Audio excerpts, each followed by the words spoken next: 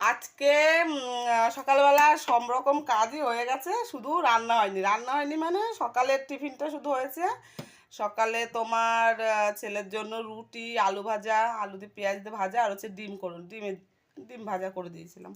ছেলে খেয়ে এসে গেছে খেলতে, আর আমিও একটু আমার জন্য খাবার রেখে দিয়েছিলাম, ওইটাই খেয়েছি। আর আজকে আমি একটা নতুন জিনিস রান্না করবো, কোনোদিনও ট্রাই করিনি। পোলাও করেছি, বাসন্তী পোলাও, এমনি মানে বিরিয়ানি, রাইসের চালের পোলাও, তারপরে গোবিন্দভোগ চালের পোলাও, কিন্তু কোনোদিনও আজ পর্যন্ত ভুনা খিচুড়ি করিনি। তো খুব খেতে ইচ্ছা করছে, দেখা যাক আজকে পারি কি না, চেষ্টা করি। বেশ নতুনত্ব রান্না করতে বেশ ভালোই লাগে। আর আমি এত খিচুড়ি প্রিয়, মানে মাছ মাংস বাদ দিয়েও আমি কিন্তু খিচুড়ি খাওয়া লোক, আমি এত ভালোবাসি খিচুড়ি। আমাদের বাড়ির সবাই জানে, মানে আমার শ্বশুরবাড়ির লোকরাও জানে, আর বাপের বাড়ির লোকরাও জানে যে অঞ্জনা খিচুড়ি খুব ভালোবাসে। খুব ভালো লাগে আমার খিচুড়ি। সে তাই বলে যে আঠা আঠা ওই খিচুড়িগুলো না, আমি বেশ পাতলা খিচুড়ি হবে, বেশ খুব ভালো লাগে। আর আজকে করব ভুনা খিচুড়ি। ছেলে যেহেতু পাতলা খিচুড়ি খেতে চায় না, ওর বাবা আর আমার ছেলে ওরা খিচুড়িই খায় না, আর আমি এত ভালোবাসি খিচুড়ি। ও তো যেখানেই মানে প্রসাদের মতন যেখানেই দেবে আমি আগে দাঁড়াবো, লাইন দেবো, আমি খাবো ছুচোর মতন। ঠাকুরের প্রসাদ তো বলো, এমনি কি ওই যে ছেলে চলে আসলো।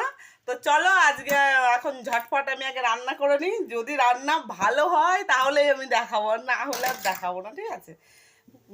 তো চলো, সকালে মোটামুটি চান ঠান সবই হয়ে গেছে, ঘরের কাজ বাজ সব হয়ে গেছে। ছেলে এখন আসলো, একটু জিরাবে, তারপরে তোমার হচ্ছে স্নান করবে।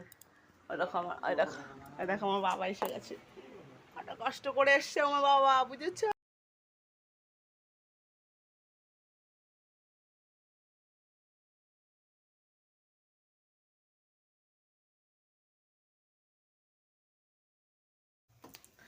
ভুনা খিচুড়িটা প্রায় কমপ্লিট, ঠিক আছে? ভাবছিলাম মনে হচ্ছে কেমন হবে না কেমন হবে, যদি খারাপ হতো তো একদমই শেয়ার করতাম না। চলো দেখাই। এ দেখো, এটাতে প্রথমে কি করেছি, প্রথমে ঘি আর সাদা তেল দিয়ে ওটাকে গরম করে তোমার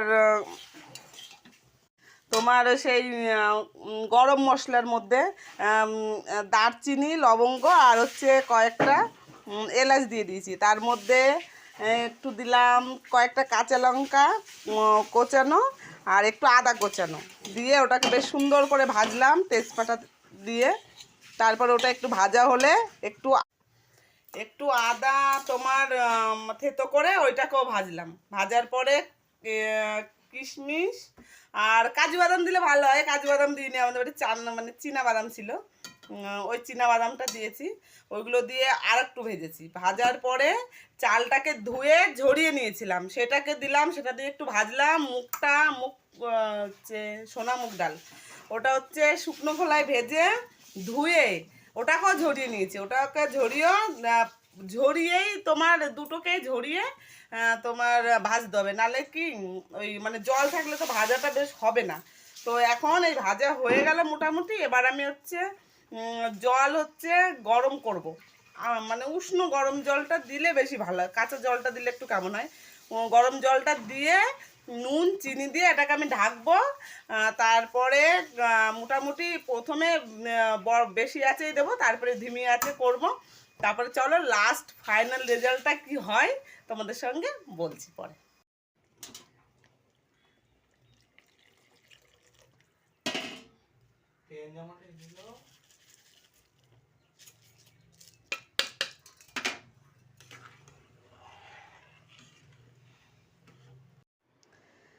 এই দেখো, মাঝখানে একবার খুলেছিলাম, খুলে এটাকে মানে দেখলাম যে জলটা যখনই একটু শুকিয়ে গেছে তখন কিন্তু গ্যাসটাকে কমিয়ে একদম ধিমি আঁচে করিয়ে দিয়েছি। দেখো, তারপরে এই দেখো তোমার একদম ঝরঝর হয়ে গেছে। তো ভুনা খিচুড়ি মোটামুটি রেডি, ভুনা খিচুড়ি মোটামুটি রেডি। তো এখন আর একটুখানি জল শোকাবে। এই দেখো, এটা কিন্তু এই যে জল জল ভাবটা দেখছো, এটা কিন্তু ঘি ঘি ঘি সাদা তেল এগুলো দেয়, এর মধ্যে কিন্তু সর্ষের তেল একদম ইউজ করিনি। আর ওটা ভালোও লাগে না, ফ্লেভারটা আসে না। আর সাদা তেলের মধ্যে ঘিটা দিলে কি বেশ সুন্দর একটা ফ্লেভার আসে। তো চলো পরে আবার দেখাচ্ছি। চলো দেখো লাস্ট ফিনিশিংটা কেমন হয়েছে একটু দেখাই তোমাদের সঙ্গে। এই দেখো, মানে ভাবতে পারিনি এতটা সুন্দর হবে, একদম ঝরঝরা একদম। দেখো মানে এত সুন্দর হয়েছে, ঝরঝরা পুরো একদম। ফার্স্ট টাইম তৈরি করেছি, সেই হিসাবেও সুন্দর হয়েছে। তো চলে আসো যে যে খাবে ভুনা খিচুড়ি। চলো এই যে এখন থালায় একটু বেড়ে নিচ্ছি, দেখো তাহলে তো বুঝবে যে কেমন কতটা মানে আর কি ঝরঝরা হয়েছে না হয়েছে। দেখো দেখেছো কত সুন্দর ঝরঝরে হয়ে গেছে ভুনা খিচুড়ি।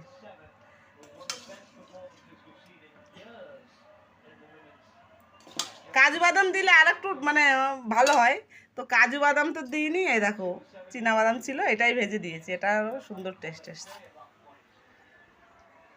দেখো কতটা ঝরঝরে, এই দেখো একদম ঝরঝরে হয়েছে। আর চালটাও যে দেখো গলে গেছে পুরো, এই দেখো চাল পুরো গলা। তো সবাই চলে আসো, খেয়ে যাও।